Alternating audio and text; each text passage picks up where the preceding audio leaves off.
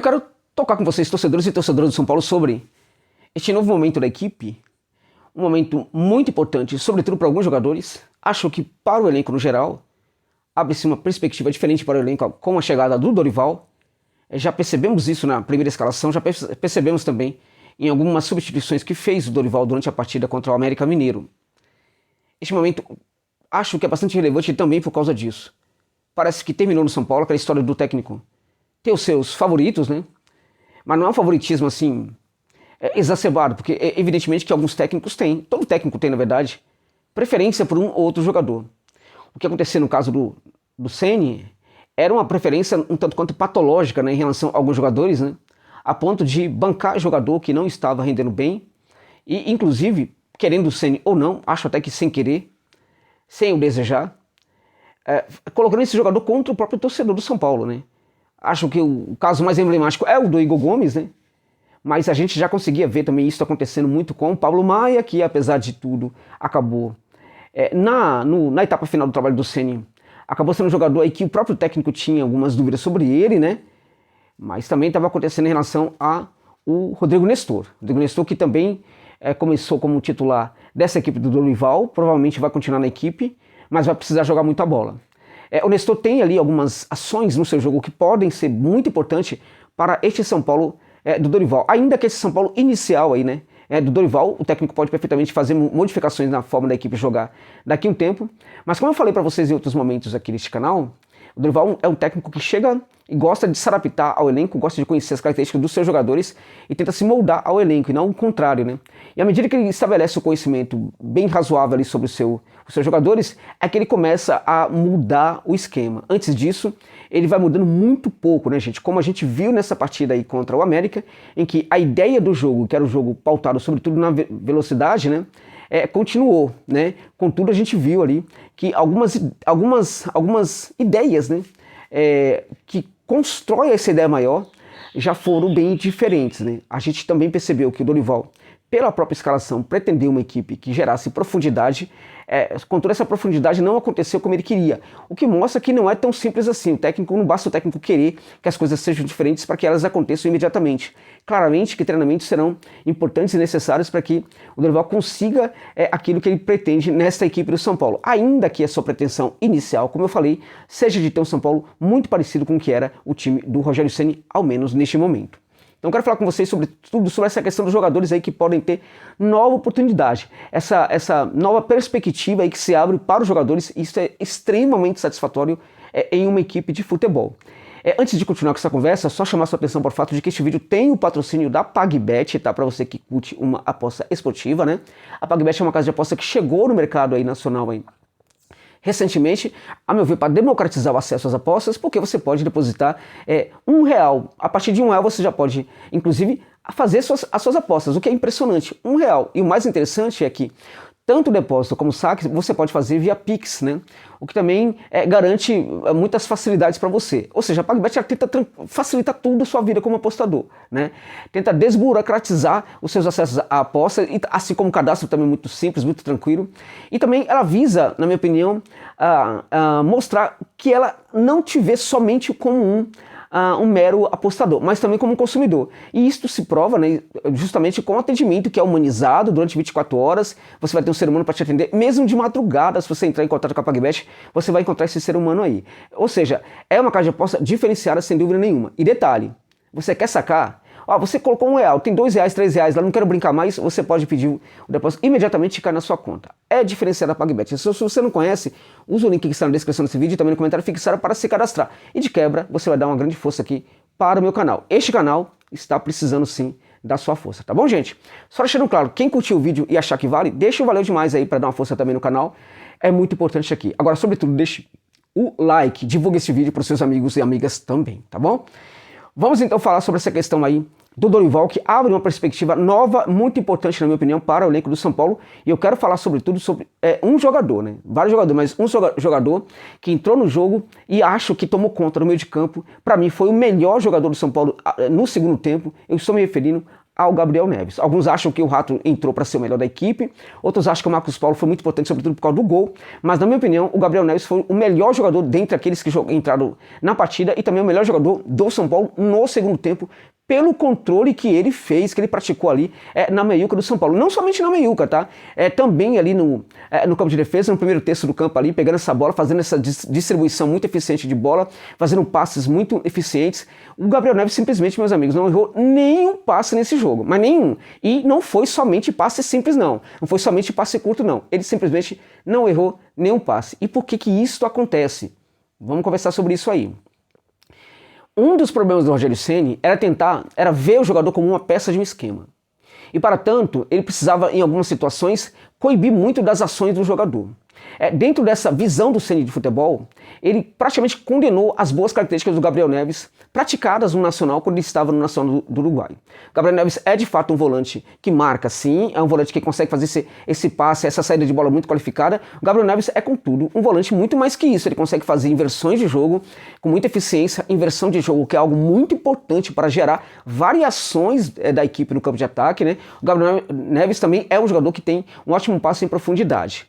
O Gabriel Neves foi deixado de lado pelo Ceni, foi jogado a escanteio pelo Ceni, né? E num certo momento o próprio jogador entendeu que ele precisava tornar o seu jogo muito mais ali minimalista, né? Ou seja, reduzir algumas das ações do seu jogo para conseguir ser essa peça no esquema do Ceni. Ele virou muito mais um marcador do que quaisquer outras coisas. E a partir daí ele passou a ser visto pelo técnico como um jogador importante, mas um jogador que foi muito coibido ali pelo Rogério Ceni em muito daquilo que ele costuma fazer dentro de campo. Nessa partida a gente já viu um pouco desse novo Gabriel Neves. É impressionante, um novo técnico, pouco tempo de trabalho, e nós já percebemos um jogador muito mais encorajado para praticar ações diferentes dentro de campo. A gente viu também na escalação a entrada do Luan como titular. O Luan tinha sido afastado pelo Ceni, né, argumentando que o jogador só voltaria a jogar se fizesse o contrato com o São Paulo, né? E aí, ou seja, o contrato vai até o final do ano e o jogador correria o risco de praticamente não entrar em campo, ficaria apenas treinando, ganhando o salário do São Paulo mensalmente por causa dessa ideia do técnico. Foi ele, e somente ele, Rogério Ceni, que resolveu afastar o Luan. Não foi a direção do São Paulo, foi o Rogério Ceni. O que faz o Dorival? Ele não somente incorpora o Luan à equipe, como o coloca como titular no jogo.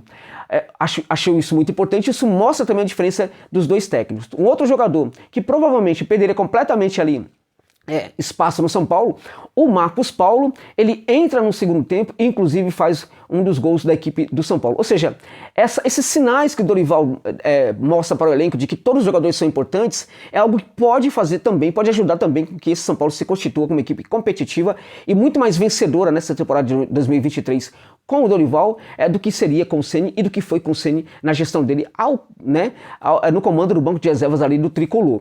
Então a gente percebe essas mudanças, elas já são muito severas, muito rigorosas e elas abrem perspectiva para o elenco, porque não é somente o Marcos Paulo que vai ficar animado para jogar, não é somente o Araújo que percebeu ali que o técnico confiava muito nele, que o colocou no meio de campo ali, não é somente o Rato que entrou muito bem, né, e provavelmente vai ter muito mais oportunidade de se continuar jogando bem. Não é somente o Rato, não é somente esses jogadores. Outros também vão perceber que eles podem ter chance, porque agora não tem mais um técnico que fica coibindo, que fica tentando ali eliminar os jogadores de alguma das suas características para que ele vire uma peça do esquema, né?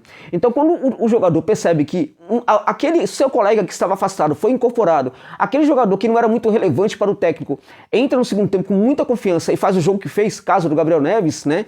Aquele jogador que fora afastado do elenco pelo técnico por causa de um problema administrativo, e cabe aí aos gestores do São Paulo tomarem uma decisão sobre o Luan. Não é o técnico que aplica castigo. O técnico não pode ser o aplicador de castigo, e o Ceni, que acha que é o manager, além de técnico, ele errou feio nesse lance aí. Então os jogadores, quando eles percebem que o Luan é incorporado, os jogadores passam a ter uma visão diferente sobre o técnico. E eles entendem a partir daí que eles podem entregar muita dedicação, porque o técnico pode escolhê-los como titulares da equipe, pode torná-los ali jogadores relevantes para a equipe do São Paulo, ainda que fiquem em algumas situações no banco de reservas. A gente percebeu, por exemplo, o Alan Franco sendo reserva. O Alan Franco não está num momento bom. Então foi muito bem, fez muito bem o Dorival em colocar o Arboleda e o Beraldo como titulares. O Alan Franco sabe, a partir do momento da chegada do Dorival, que se ele se esforçar e melhorar a qualidade dele, ele vai voltar a ser um jogador relevante, provavelmente até conseguir a titularidade na equipe do São Paulo.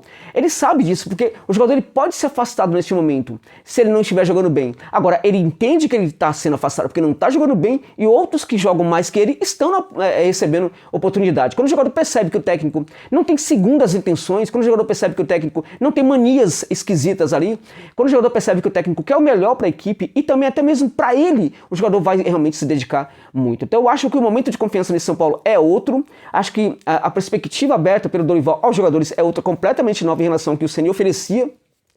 E isso nos faz entender aí, nos faz desconfiar, ao menos que São Paulo vai ser um outro time completamente diferente nas mãos do Dorival Júnior. Pode ser que nada disso aconteça, meus amigos e minhas amigas, torcedores e torcedores do São Paulo. Pode ser que nada disso que eu estou falando aqui aconteça. Agora, os sinais deixados sempre pelo Ceni no comando do banco de reservas do São Paulo eram sinais complicados e que não remetiam ao São Paulo vencedor e competitivo, porque era um técnico sempre em confronto com os seus jogadores, né? Os sinais que o Dorival deixa são sinais completamente diferentes. Aquela equipe do São Paulo do Ceni poderia até dar certo, mas a partir dos sinais deixados, ela não deu certo, a gente precisa concluir isso.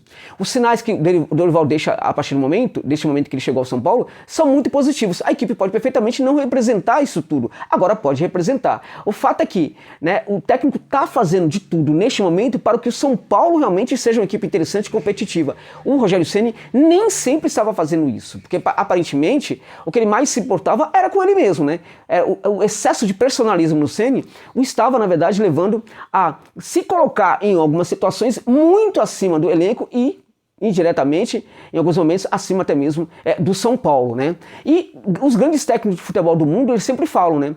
O mais importante de uma equipe são os jogadores, não é o técnico. Não é um dirigente, não é o técnico, não é o auxiliar técnico. Os jogadores que são os mais importantes do elenco. O Ceni aparentemente não entendeu isso ainda. O Dorival entende isso.